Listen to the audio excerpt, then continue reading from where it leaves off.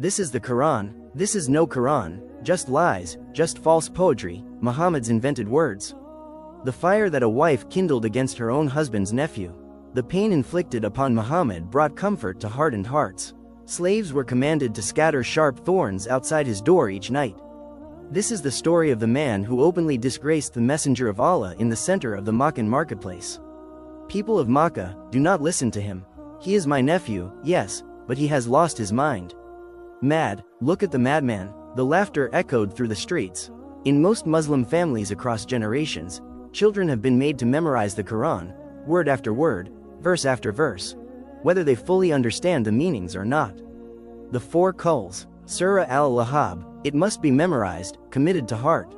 Perhaps this is why today the Quran lives physically in our homes but does not always live actively in our hearts. But what truly is Surah al-Lahab? It is said to be a chapter revealed by Allah, calling Abu Lahab directly by name. By name, can you imagine? And who was Jameel, the woman mentioned alongside him in this surah? Did you hear what they say? Jameel's expensive necklace will become the rope twisted around her neck in the hereafter. But why? What did this husband and wife do that was so severe that Allah himself condemned them forever in his eternal book? I will carry wood upon my head. I will feed the fire with my own hands. My wealth will save me. My sons will protect me. But it was already sealed, the curse, the fire. And most important of all, how is this surah living proof of the Quran's miraculous nature? We will discover all of this in this story. The beginning, Surah al-Lahab was revealed in Makkah at the precise moment when Abu Lahab's cruelty had crossed every reasonable limit. He stalked the messenger of Allah through the streets. He insulted him publicly. He mocked him before crowds. He humiliated him openly in the center of the marketplace. My nephew has abandoned the religion of his forefathers. He commands us to worship one God alone. I have never heard anything more disgraceful than this blasphemy. But the story truly begins on an ordinary morning in Makkah. The sun's first golden light kissed the desert sand gently. Camels stirred from their rest and trotted slowly across the empty plains. Some men gazed at their reflections in polished copper mirrors. Others sat comfortably for breakfast. Others still stretched lazily in their beds, shaking off the last remnants of sleep. How long will you simply lie there? Get up already. But somewhere else, a solitary figure was climbing steadily, step after deliberate step, higher and higher up Mount Safa. Who is that climbing the mountain at this hour? Mount Safa, the elevated place where the people of Makkah would climb when they needed to call their tribes together, to announce significant news, to warn of approaching danger, to declare what mattered most to the community. And now Muhammad, the messenger of Allah, stood upon it. He reached the summit, stood tall and visible upon the mountain, looked out across the entire city spread below him, and then drew a deep breath. Ya Sabaha, it was not a prayer, not the ordinary cry of a merchant advertising his goods. It was a warning, a call of urgent alarm. In Arabia, those words meant only one thing: danger is very near. What is happening over there? What is that sound? I have never heard anything like it before. We must run immediately. Men abandoned their homes mid-task. Shopkeepers left their stalls unattended. Women hushed their children quickly and hurried toward the gathering.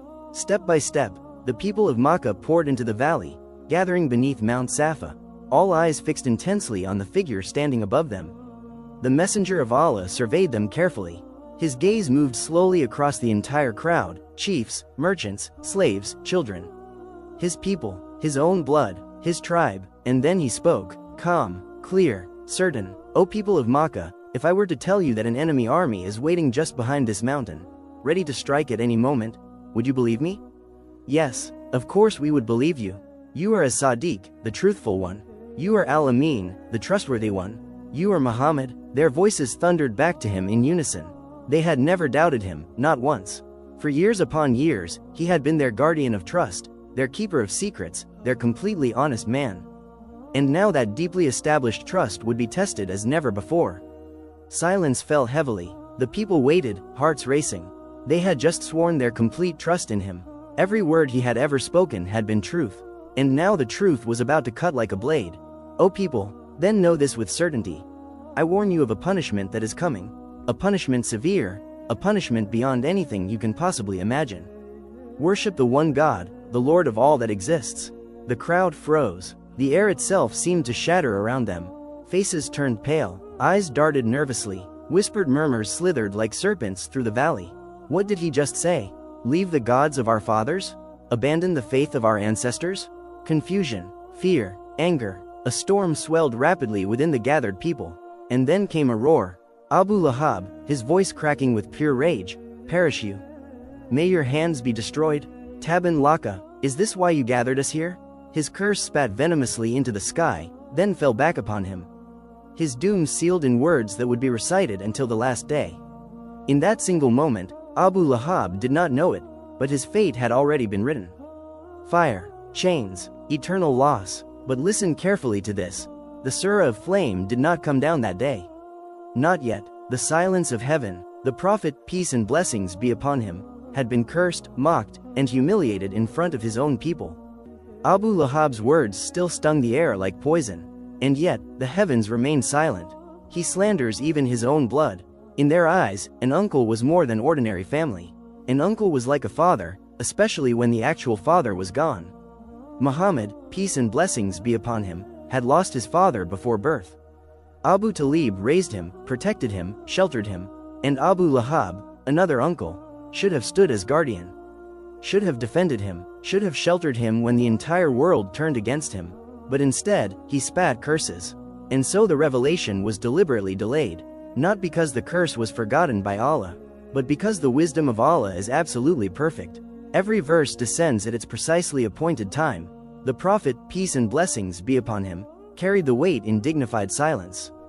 The people dispersed gradually, some shaking their heads, some whispering to each other, some laughing bitterly. And Abu Lahab? He walked away with triumph written on his face, believing he had won a great victory. But he did not know, his name was already inscribed in the eternal book. A chapter would descend carrying his permanent destruction, not just for the men of Makkah to hear, but for every tongue that recites Qur'an until the final hour of existence. The campaign of cruelty. Days turned into nights, nights into mornings, and still Abu Lahab did not stop his campaign. Everywhere the messenger of Allah walked, Abu Lahab's shadow followed like a vulture circling its prey. Abu Lahab, mocking loudly in the streets. Look at him. What new poetry today? What lies has he invented now? He poisoned the air with his relentless words. And when words alone were not enough, he used the hands of others. He found the street boys, the wild ones, the cruel ones. Abu Lahab, ordering with venom. Go, follow him wherever he walks. Throw stones at him, do not let him walk in peace anywhere in this city. The streets of Makkah echoed with harsh laughter. His own uncle, his own blood, had unleashed children against him like wild dogs. But Abu Lahab was not acting alone. There was someone else. A woman whose beauty had long blinded the eyes of Quraysh. But behind her carefully painted face lived pure venom. Jameel, the woman of fire. His wife, Jameel. She was widely known for her striking beauty. Expensive jewels adorned her neck. Perfume trailed her steps wherever she walked. When she spoke in gatherings, the nobles of Quraysh listened attentively. When she laughed, entire assemblies hushed. But behind all the ornaments and practiced charm, her heart was black as coal.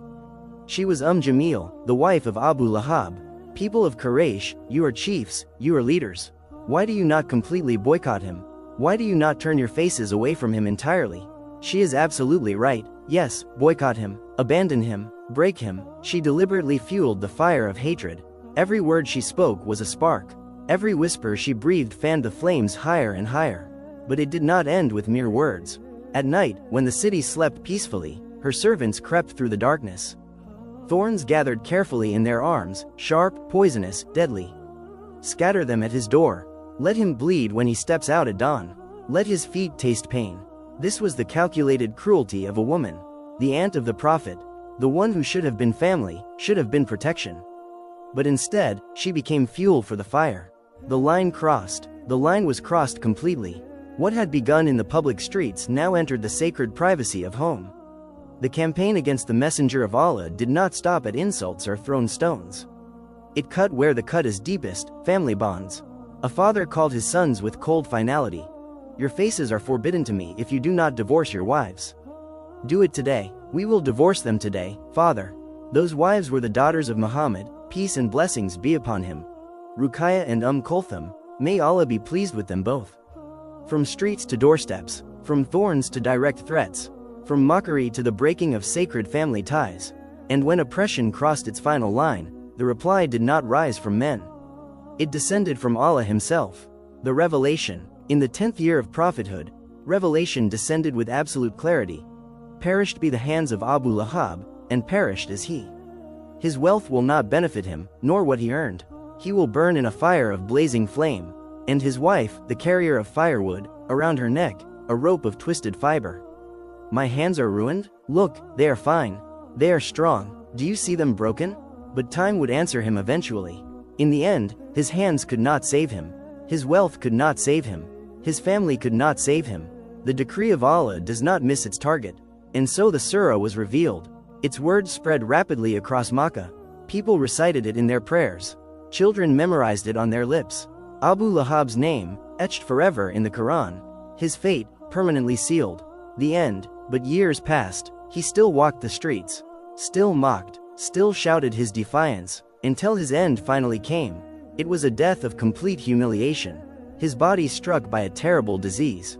His skin rotting away. A stench so foul that people gagged as they passed by his house. He lay for days, unburied. Abandoned. Even his own sons would not touch his corrupted corpse. Only when the stench overpowered the entire city did they act. They shoved his corpse with long poles. Dumped sand over it from a distance. Like garbage, no funeral, no honor, just filth, decay, and public disgrace. This was the man who once boasted proudly of his wealth. Who once mocked the Prophet, peace and blessings be upon him, before all of Quraysh. Who once raised his hands to curse the messenger of Allah. In the end, even dogs were treated with more dignity than him. And his wife, Jameel, the woman of necklaces and pride, reduced forever to being remembered as a carrier of wood for hellfire. Her story preserved only as fuel for the eternal fire.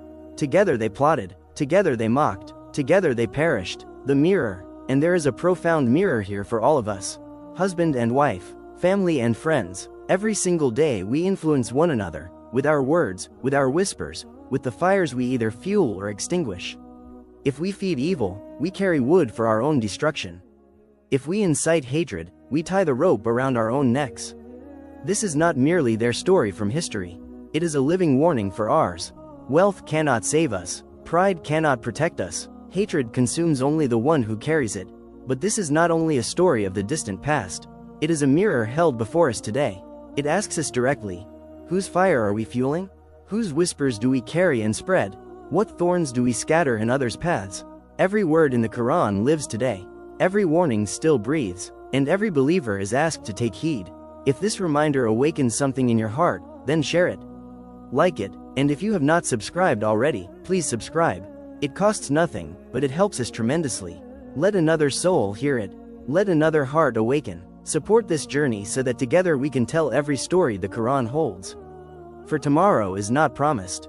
And the fire is real.